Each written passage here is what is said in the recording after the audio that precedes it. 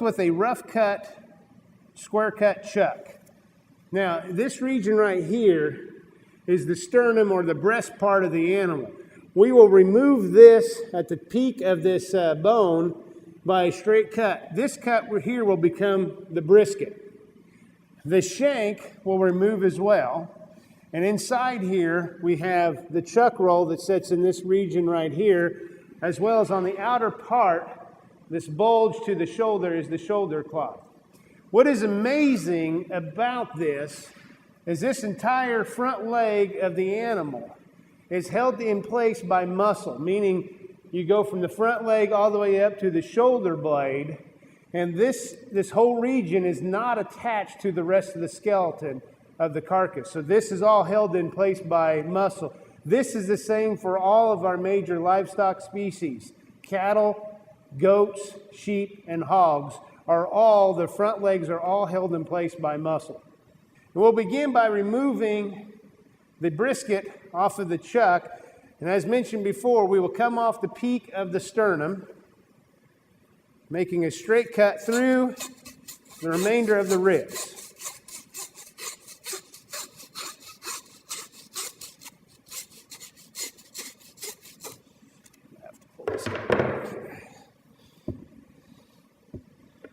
There we go.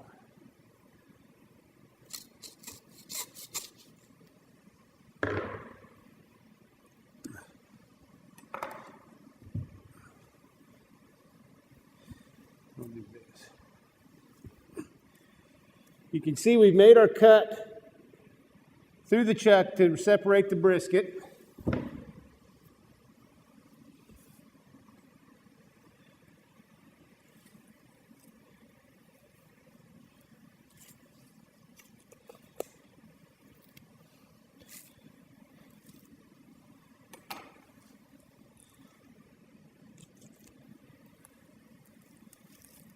Basically cutting down to where we hit this natural seam that separates the foreshank from the brisket, and we're going to remove the brisket by cutting along this natural seam.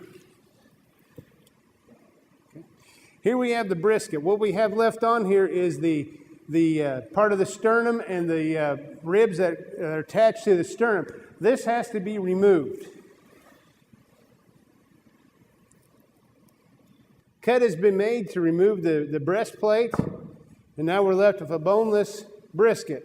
All of this dehydrated portion will have to be trimmed away before this is ready for sale, as well as this big fat pad that sits on top of the muscle will have to be removed.